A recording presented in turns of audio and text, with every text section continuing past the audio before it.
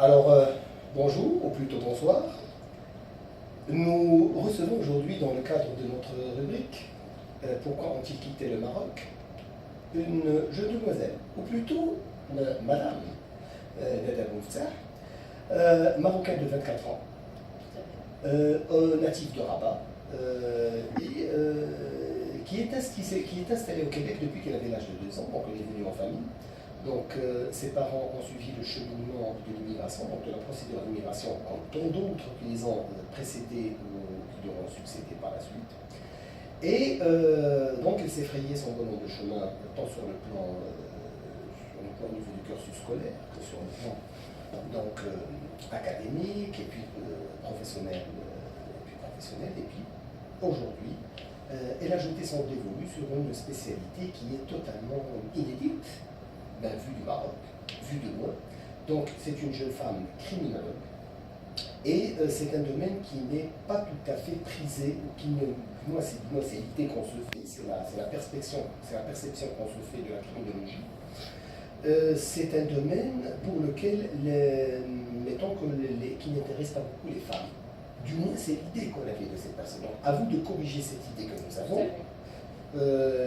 Et puis donc voilà, donc nous avons, c'est avec grand plaisir que nous accueillons Madame Nada Mouftah, donc marocaine, et qui est gardée, ma foi, d'après ce que vous nous avez expliqué avant l'enregistrement, vous avez gardé un lien, comment dirais-je, ombilical très fort avec le Maroc, et qui se manifeste à travers différents aspects. Alors, peut-être en guise de première question, nous vous souhaitons la bienvenue. Merci, bonsoir. Merci de m'accueillir ce soir, c'est très apprécié, c'est un plaisir. Alors, tout l'honneur est pour nous. Et nous vous posons donc la question suivante.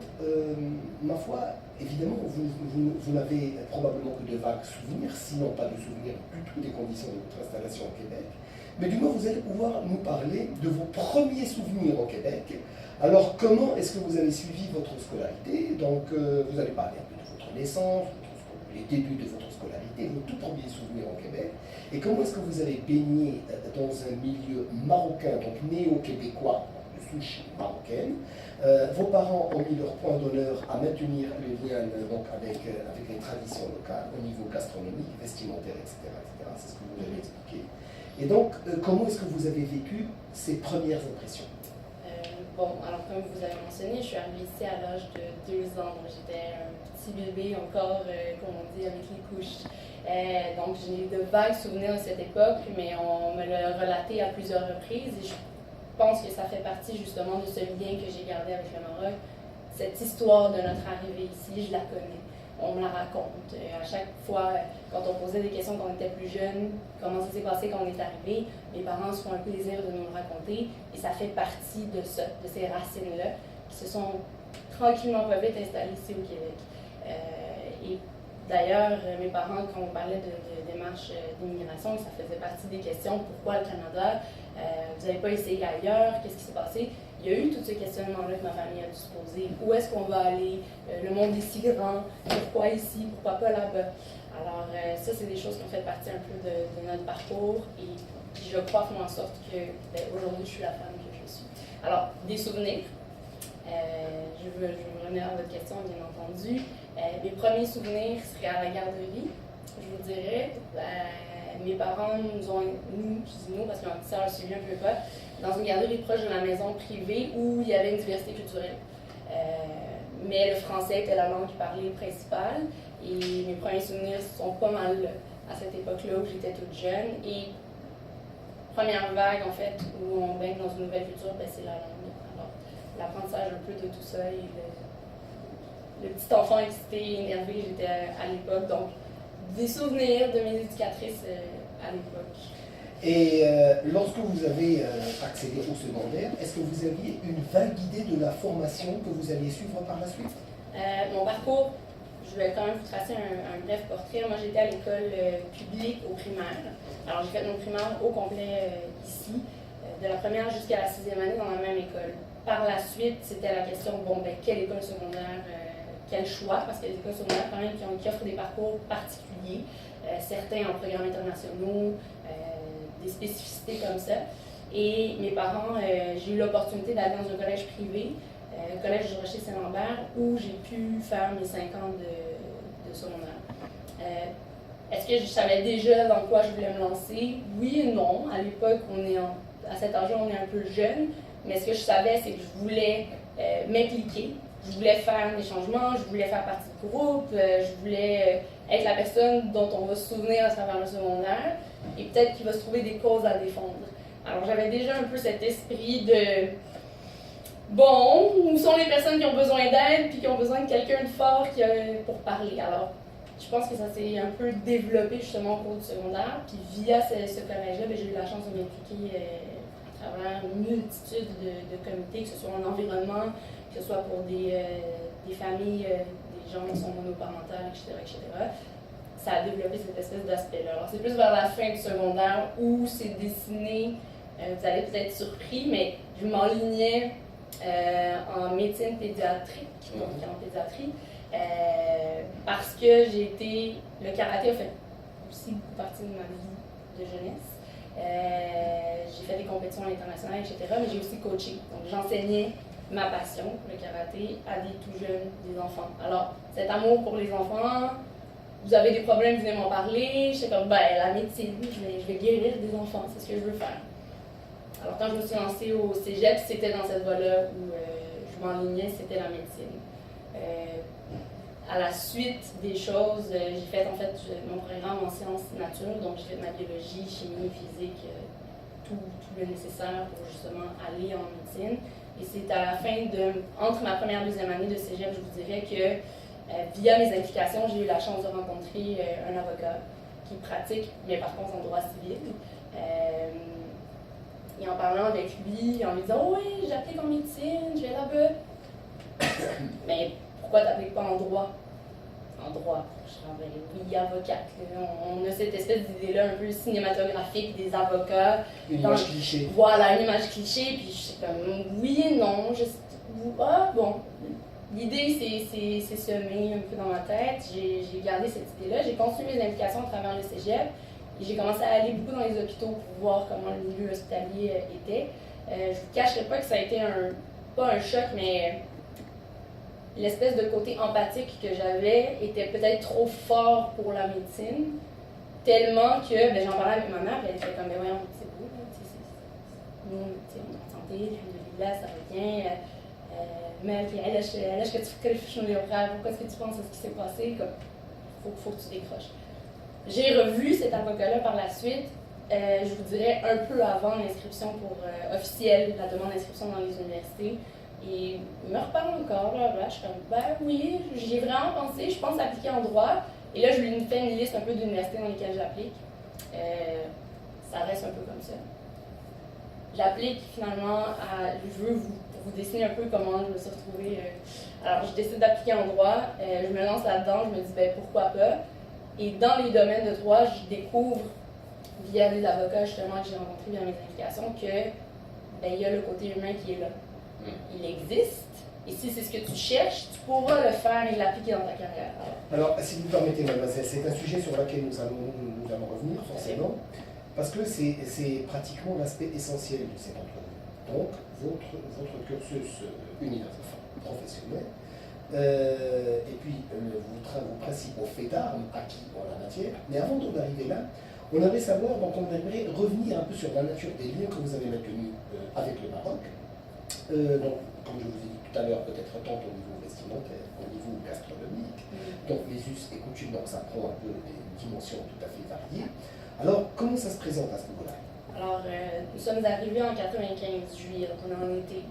Comme je vous dis, j'ai 2 ans, mais à travers les années, à travers cet apprentissage aussi de culture, autant de nouvelles à laquelle on fait face en arrivant ici, mais autant à cet âge-là, j'apprends aussi à découvrir ma culture marocaine, ce que je suis à la base, et ce que j'ai apporté avec moi, même à l'âge de 2 ans, comme bagage en arrivant ici. Ça s'est fait beaucoup, comme vous dites, à travers de la nourriture.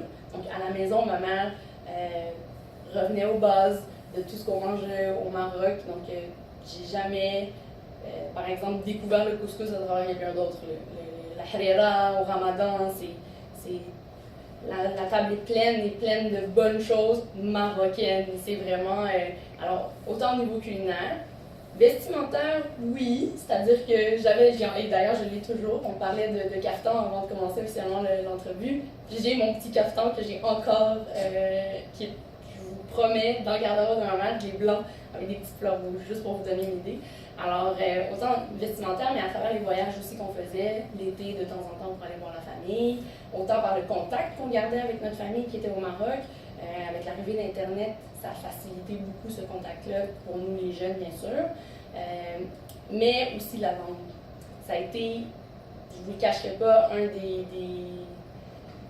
une des voies les plus fortes pour garder un lien avec le Maroc. Et c'est toute jeune que mes parents ont vraiment décidé que ça allait être un point, je dirais, d'honneur, de maintenir cette langue-là.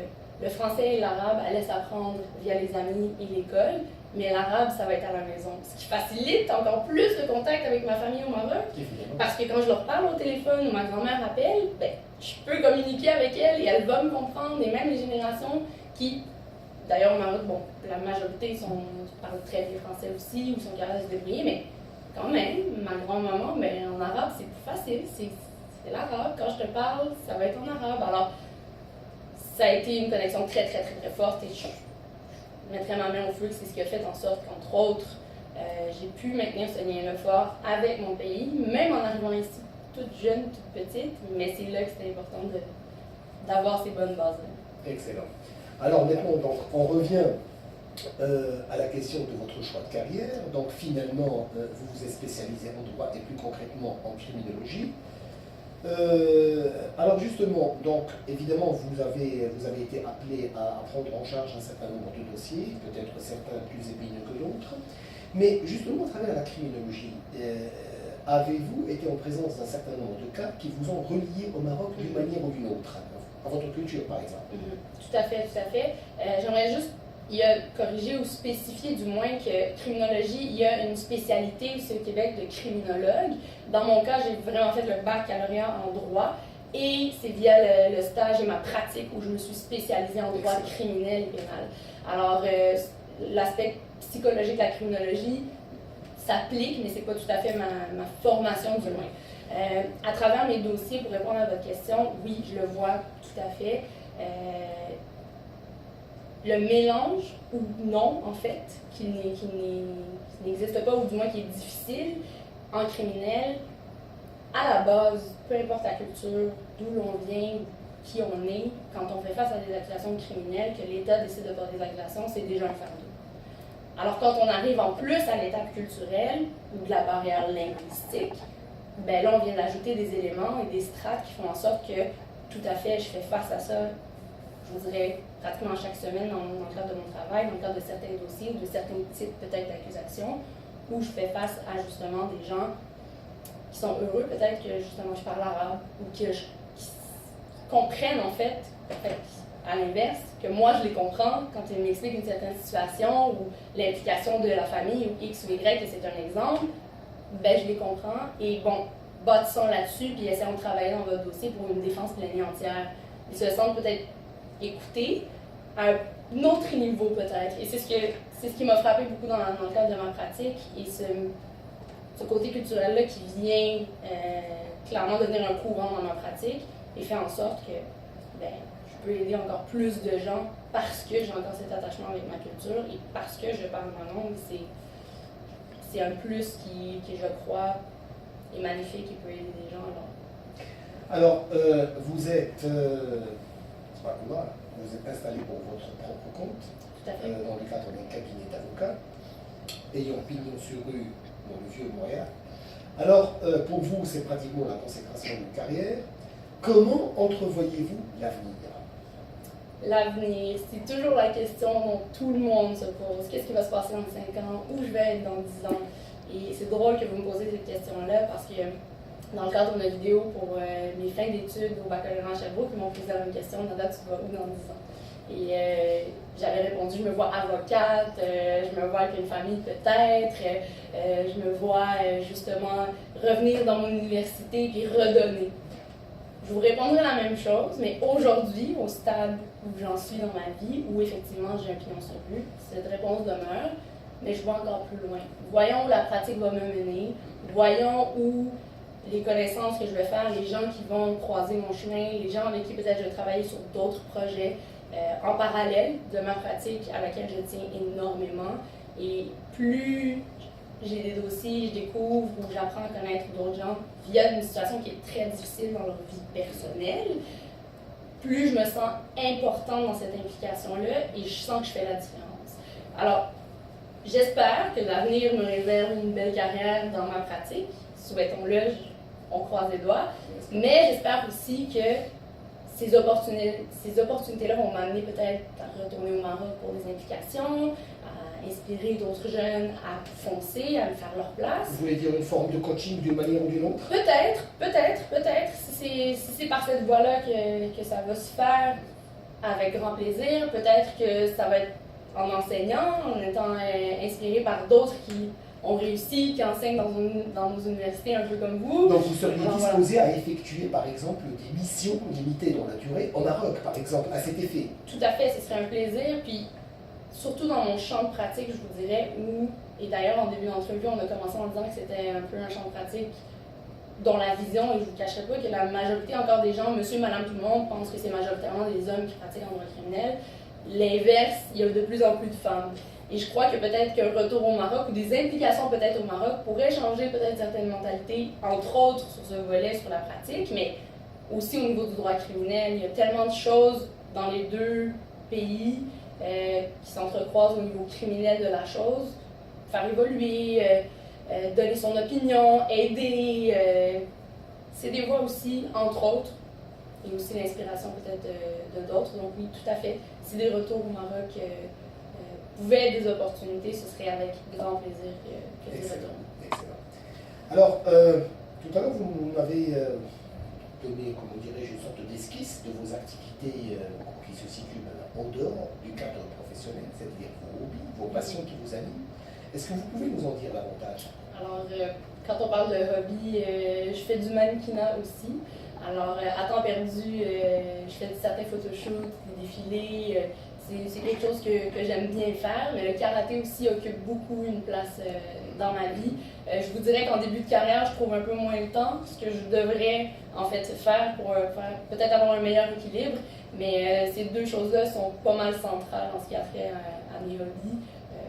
Le karaté, j'en fais depuis littéralement l'âge de 5 ans et demi, ma foi. Et je suis aujourd'hui ceinture noire deuxième dan, ça fait partie de moi. Et le mannequinat, ça s'est découvert à travers entre autres mes implications à l'école. Voilà. Alors, peut-être je vais vous poser une dernière question. Je pense que nous sommes un peu, comment dirais-je, que nous respectons un peu scrupuleusement la durée qui est impartie normalement à ce genre d'entrevue.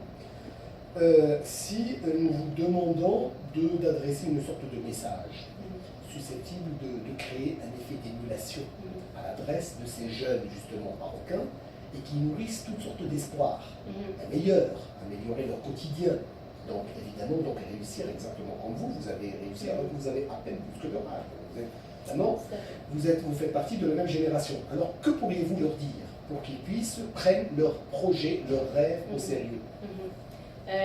En fait, si c'est un mot de la fin, je finirai de cette façon-là et je vais vous regarder droit dans les yeux en vous disant, en pensant à tous ces jeunes-là et entre autres ma petite sœur qui a 18 ans aujourd'hui, qui fait partie de cette génération-là, premièrement, de ne pas oublier qui ils sont. Peu importe que papa et maman soient de X ou Y ou un du Maroc, de telle région du Maroc, l'autre de telle région, qui soient venus ici, qui soient nés au Canada, qui grandissent ou qu'ils aient dû quitter. Il y en a beaucoup qui ont quitté, sont arrivés ici à l'âge de 11 ans, etc. De ne pas oublier qui ils sont. C'est la première chose. De ne pas oublier où ils sont, c'est la deuxième chose. De croire en soi. Et pas oublier que à chaque étape, c'est une marche à la fois. Et que dans la vie, s'il y a une chose que j'ai appris, c'est d'y aller une étape à la fois.